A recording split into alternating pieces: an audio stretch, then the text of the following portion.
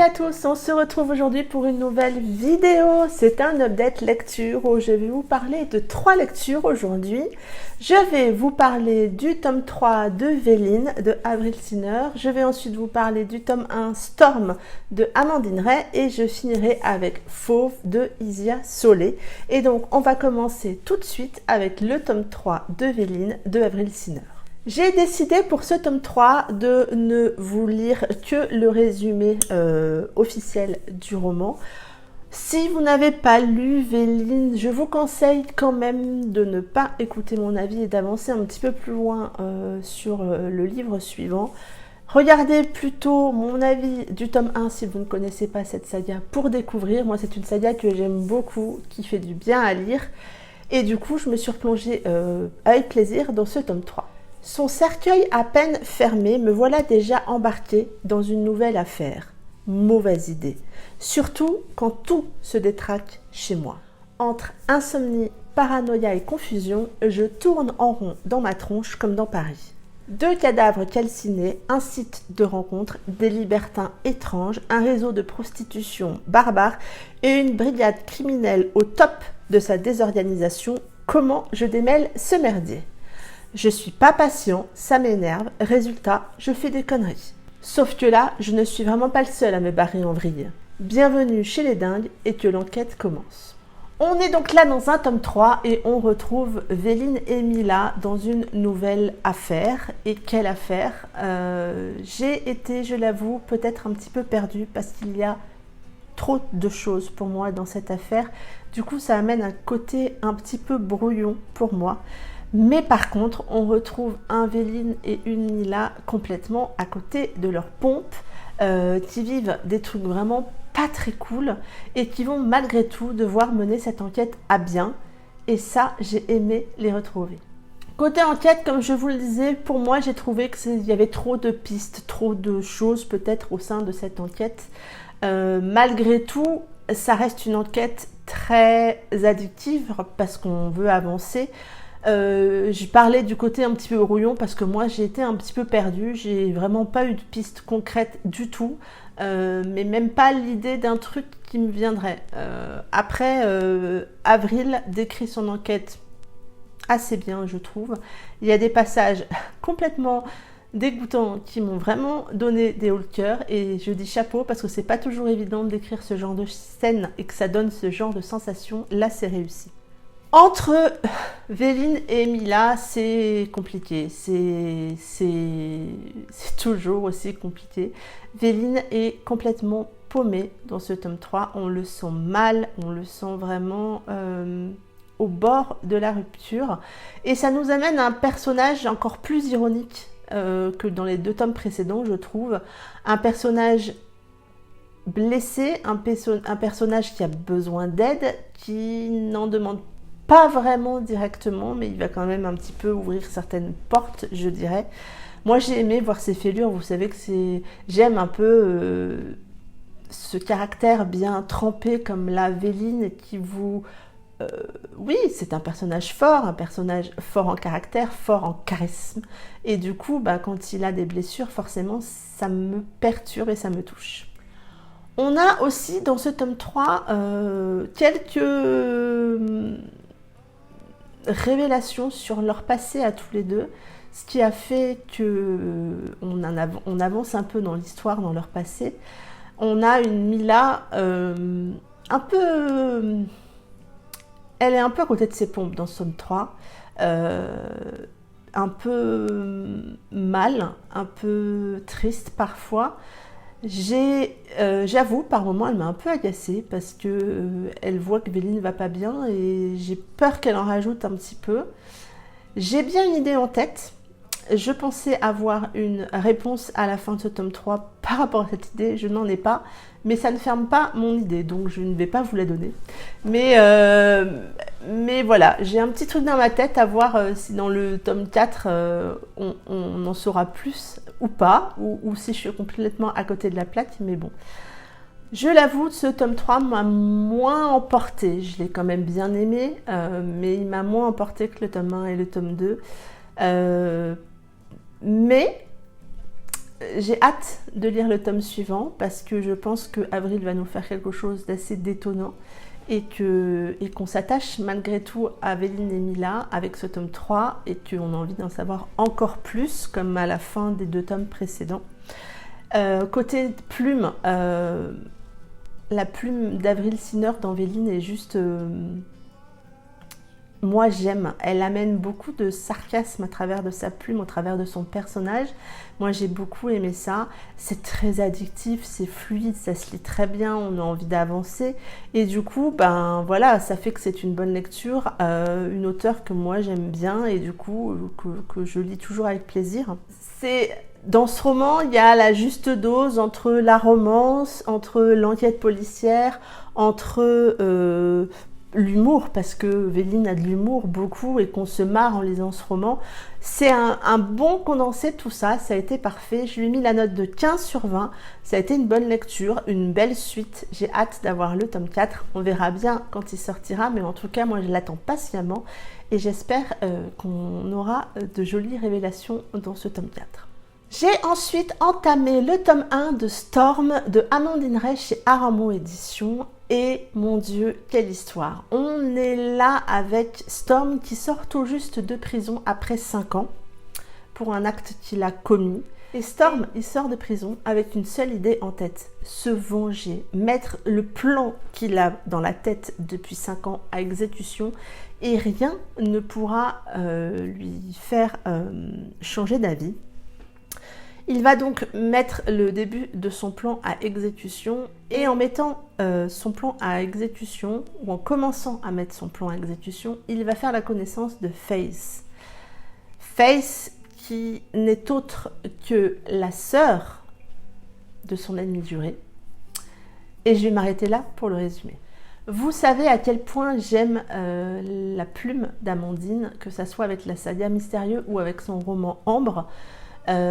C'est une plume que moi j'aime beaucoup, un univers qu'elle crée à chaque fois que j'aime beaucoup et là encore j'ai aimé retrouver sa plume, son histoire, son univers. On est là dans un univers assez sombre. Storm est un boxeur, donc on retrouve beaucoup de l'univers de la boxe. Il y a un joli petit clin d'œil mystérieux par rapport à la ville et ça aussi j'ai beaucoup aimé parce que moi mystérieux c'est mystérieux, voilà. Et j'ai retrouvé une ambiance un peu sombre que j'ai bien aimée. Franchement, moi, ça le fait très souvent avec ce genre d'univers. On a un personnage masculin, Storm, qui est très noir, qui est rempli de vengeance, rempli de haine par rapport à tout ce qui s'est passé. Il a eu le temps de ruminer son petit truc quand même dans sa tête en étant 5 ans en prison. Et du coup, il est très froid d'approche. Du coup, ça amène vraiment un personnage mystérieux quand on fait sa connaissance. On sent et on imagine bien qu'il y a beaucoup de fêlures par rapport à tout ça. Fêlures qu'on va découvrir au fur et à mesure des pages. Mais voilà, moi c'est un personnage qui m'a beaucoup plu. Et puis en face, on a Faith. Faith qui est une jeune femme qui a elle aussi beaucoup souffert, mais qui, je dirais, reste remplie d'espoir, remplie de lumière. C'est un personnage très lumineux, je trouve, malgré ce par quoi elle vient de passer. Et la rencontre entre les deux est assez, on va dire, je dirais pas inappropriée, mais est assez spéciale, parce qu'ils sont quand même très différents l'un de l'autre. Très rapidement, Storm sait qui est Faith et sa conscience le travaille beaucoup parce que c'est la sœur de son ennemi et voilà, vous imaginez bien entre son besoin de vengeance et sa conscience, il y a beaucoup de choses qui vont se passer. Et puis on est dans l'univers de la boxe. Alors certes, ça n'est pas l'univers principal, mais on voit beaucoup les entraînements que Storm fait, on voit un petit peu les dessous des tournois un petit peu non officiels ou illégaux. Oui, ça amène aussi une part d'ombre à tout ça parce que c'est un univers qu'on ne voit pas beaucoup, qu'on ne connaît pas vraiment. En tout cas, moi, l'univers de la boxe, je ne connais pas et la boxe illégale encore moins. Et du coup, moi, ça me plaît quand on sort un petit peu d'un cadre un peu habituel. Moi, ça me convient. On plonge tout de suite dans l'histoire. Je trouve que c'est toujours la force d'Amandine, c'est que très rapidement, pour pas dire dès le premier chapitre, on est plongé dans l'histoire et là, on ressent tout de suite ce fort besoin de vengeance que Storm a. Et c'est bouleversant en fait, ça en devient émouvant, ça en devient perturbant de le voir autant réfléchir. Très vite, on voit une des grosses fêlures de sa vie. Et moi qui m'a particulièrement touchée parce que c'est quelque chose que j'ai du mal à comprendre et du coup je comprends que lui a pu en être blessé. Et ça s'enchaîne, l'histoire se lit très vite, on avance. C'est vraiment un roman que j'ai dévoré. Vraiment j'ai beaucoup aimé. Et encore une fois, Amandine a su me transporter. J'ai hâte d'avoir le tome 2. Je lui ai mis la note de 17 sur 20 et foncez, j'ai que ça à dire. J'ai ensuite enchaîné avec Fauve de Isia Solé aux éditions Addictive, qui est un roman qui me faisait vraiment beaucoup envie et dont Julie m'avait beaucoup parlé. On fait ici la connaissance de Shiloh et Mellery.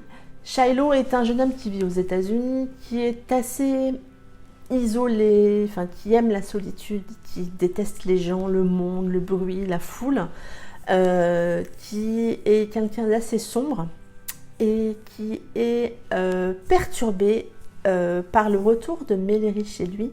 Mellery est une jeune femme française qui vient régulièrement chez la famille de Shiloh, qui est en lien fort avec sa famille.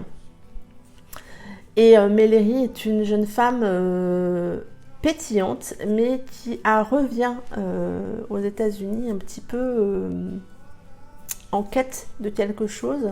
On ne sait pas trop pourquoi au départ. Et je vais m'arrêter là pour le résumer parce que vraiment, je ne veux pas trop vous en dire sur ce roman.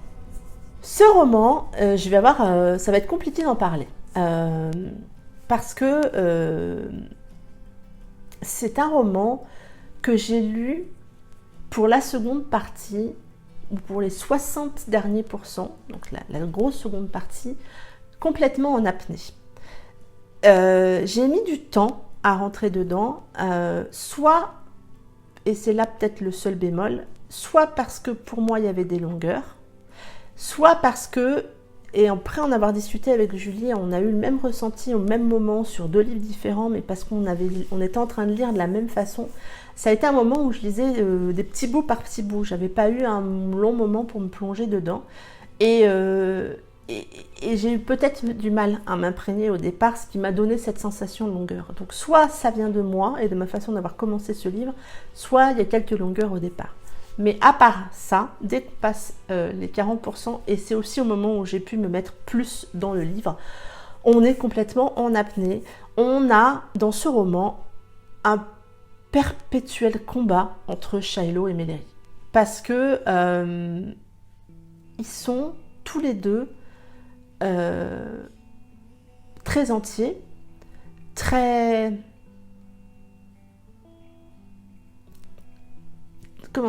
têtus tous les deux, très peut-être aussi ils ont du mal à se pardonner l'un l'autre certaines choses et à avancer. On découvre rapidement tout ce que Shiloh a apporté à Mellery.